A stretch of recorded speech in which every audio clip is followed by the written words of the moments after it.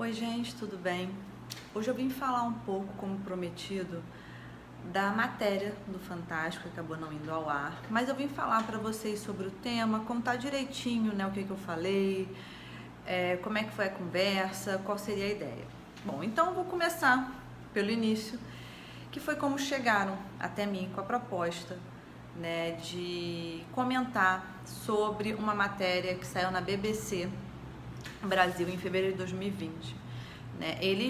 O título da matéria, né, era alguma coisa tipo: um pesquisador descobre como apagar memórias.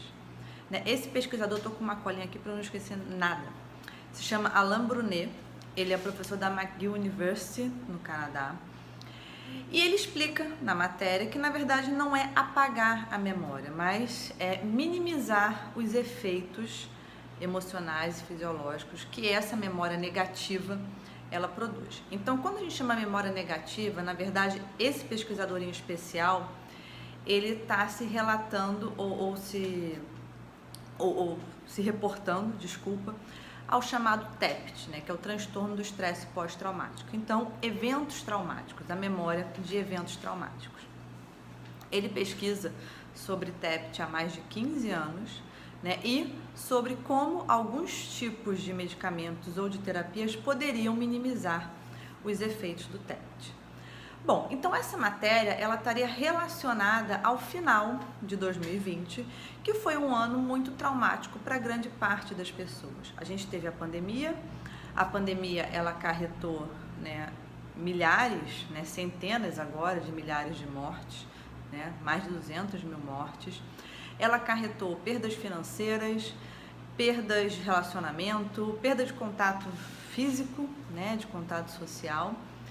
E a chamada justamente estaria associada: será que a gente gostaria de apagar esse evento, esse ano? Né? Então, o quadro ele teria a entrevista, né, do professor da McGill University, o Alain Brunet, teria a entrevista de pessoas na rua, né, sobre o que elas acham disso, né, se elas tivessem essa oportunidade, elas apagariam a memória, apagariam um evento negativo, muito similar àquele filme Um Brilho Eterno de uma Mente Sem Lembrança, né, que fala justamente dessa questão voltada para o relacionamento amoroso, né. Então, o relacionamento amoroso termina e aí, né, uma parte, no caso a moça, ela decide, né, apagar as lembranças sobre aquele relacionamento. Então a discussão ela acabou passando em torno desse tema.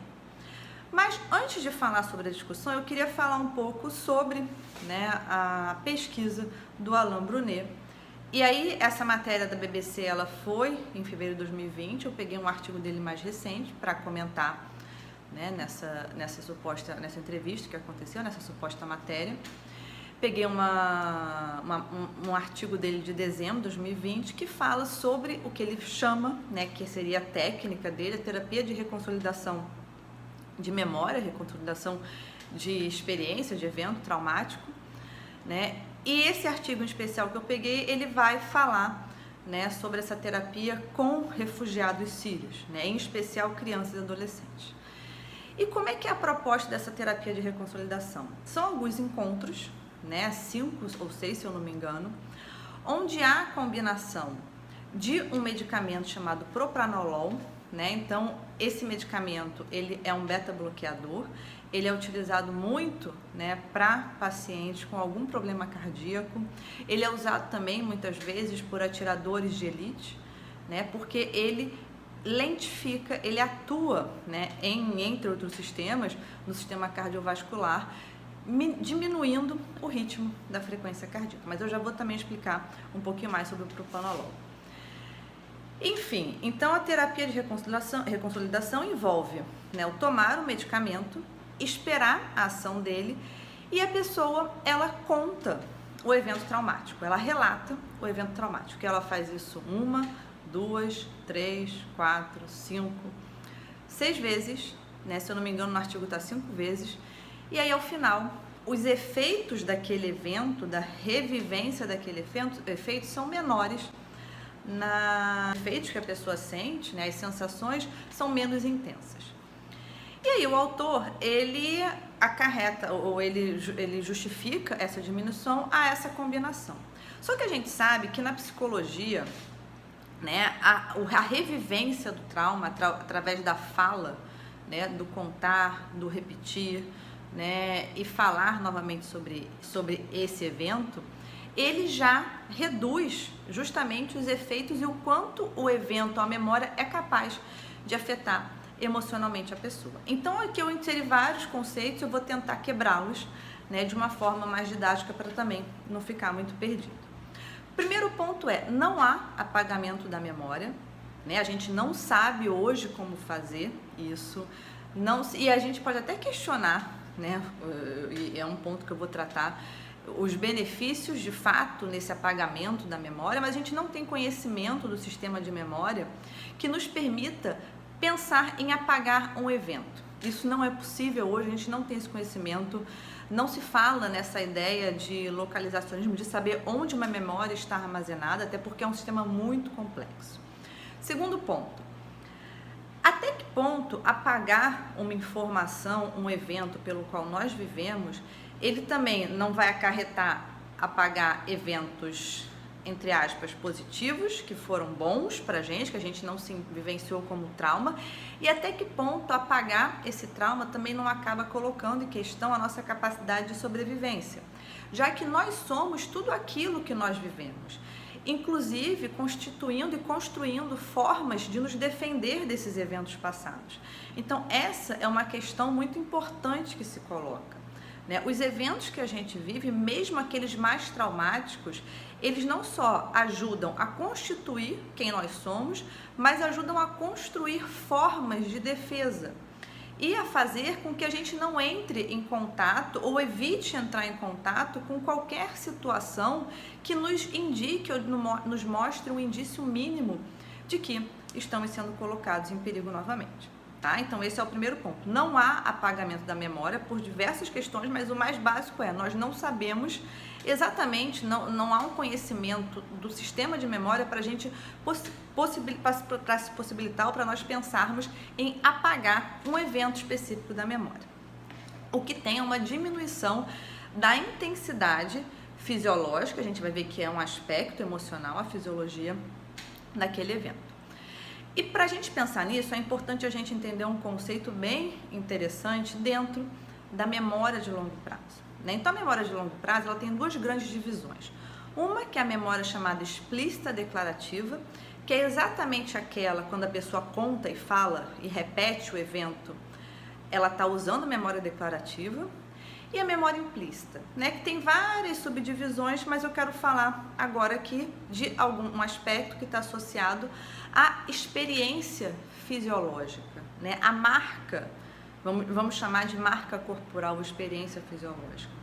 Então, quando a gente vivencia um evento, tem aquele aspecto que a gente pode contar, falar sobre ele, mas também tem aqueles registros que ficam associados muitas vezes, no caso, no evento traumático, de ansiedade, ao sistema nervoso periférico simpático. Então, aquele aumento da intensidade, aumento do ritmo cardíaco, aumento da sudorese, a sensação de luta e fuga, eu preciso me proteger. Então, essas marcas corporais, elas vão ficando sem a gente necessariamente poder expressar verbalmente alguma informação sobre elas, como é que elas apareceram, como é que elas foram registradas. E esse registro é feito quase como se fosse colado com aquele evento.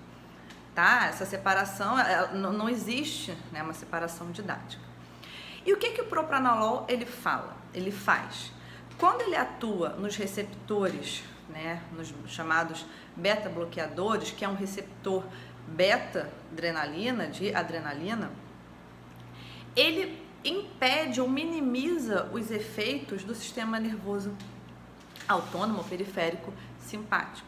Então, ele produz uma sensação automaticamente de relaxamento e não de luta e fuga, que é o que acontece quando o sistema nervoso periférico simpático ele está ativo. E isso levaria a uma diminuição da intensidade da vivência, principalmente quando você conta quando isso acontece no mesmo tempo que o contar aquele evento. Mas eu já falei para vocês que isso não é uma estratégia nova na psicologia.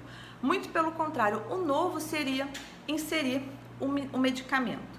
É só que esse medicamento, ele acaba não sendo, né, se a gente pode questionar, e aí ao ler o artigo, existem vários furos ou várias questões que a gente pode questionar em termos metodológicos. Como eu venho falando aqui, o principal ponto da ciência é a metodologia, então é importante para eu ter uma metodologia coesa que haja um grupo controle. No caso desse artigo que eu tive acesso, não há grupo controle, né? Então esse é um primeiro ponto. O segundo ponto é o relato, né, é a principal medida. Não existem outras medidas, né, outras formas de mensurar realmente os efeitos. Não há comparação com um grupo que passou pelo mesmo evento, que relate aquele evento, mas que não tome o medicamento, para saber se há uma diferença entre esses aspectos. E aí o que essa questão nos traz? Primeiro que, apesar, né, de o imaginário coletivo ter essa ideia de não querer passar por eventos chamados negativos, apesar de eu não gostar muito desse nome, por eventos traumáticos, esses eventos traumáticos ou esses eventos chamados negativos, eles são importantes em muitos aspectos, né? Perder essa informação significa perder parte da nossa capacidade protetiva, inclusive, né? O exemplo da pandemia é exatamente um deles, né? Se a gente esquecesse, e por incrível que pareça, outro dia eu vi uma reportagem falando, né, da gripe espanhola, há basicamente, né, um pouquinho mais de 100 anos atrás. Os erros acontecidos nesse momento foram os mesmos em termos do Brasil, não estou nem falando do mundo. Foram os mesmos erros, as repetições. Imagine se a gente nem esse registro a gente tivesse, seria realmente um caos total. Então, essa aprendizagem, a história, né, a capacidade que a gente desenvolveu ao longo do desenvolvimento da espécie de relatar, de passar essa experiência, né, não só a vivência, mas passar a experiência para o outro, para a nossa prole, né, de forma que ela possa usar a prole, né, os nossos descendentes possam usar isso como uma forma de defesa, é um fator crucial. E a memória tem essa função também, né? E por incrível que pareça, né, a minha expectativa era outra, mas as pessoas que foram entrevistadas na rua, quando perguntadas se, né, tivessem a chance de apagar eventos traumáticos, se elas apagariam, grande parte falou que não apagaria, né? Eu esperava o contrário. Isso é muito interessante porque pode indicar até intuitivamente, né, uma importância que as pessoas dão a essa experiência que a gente vai entender como negativo. Deixa eu só ver se falta alguma coisa. Relatos. E aí, né, as questões que eu já falei, né, as questões éticas, as questões associadas à falta de conhecimento, a neurociência não entende, mudança de, né, e as pessoas às vezes perguntam isso, não só apagar a memória, mas eu posso mudar o meu padrão cerebral, a minha estrutura de pensamento? Gente, minha estrutura de ver o mundo, isso não existe, né? Querendo ou não, a principal estratégia que existe hoje para se intervir nesse aspecto é a psicoterapia, mas mesmo assim a gente não pode falar em mudança de padrão cerebral, em mudança de funcionamento, né, ou de padrão A para padrão B, porque isso a gente não conhece, a gente não chegou nesse ponto ainda do desenvolvimento. Bom, essa era a ideia, né, dar um apanhado para vocês de qual era o tema, o que foi falado, quais eram os pontos quais foram os pontos abordados. Infelizmente, ela não foi ao ar, mas fica aqui o aprendizado, né? Eu vou deixar para vocês não só a matéria da BBC que inspirou esse tema, mas também o artigo, né, do professor da McGill University que acaba mostrando como é que essa terapia foi conduzida por ele. Tá bom, gente? Um grande abraço e a gente se vê na próxima.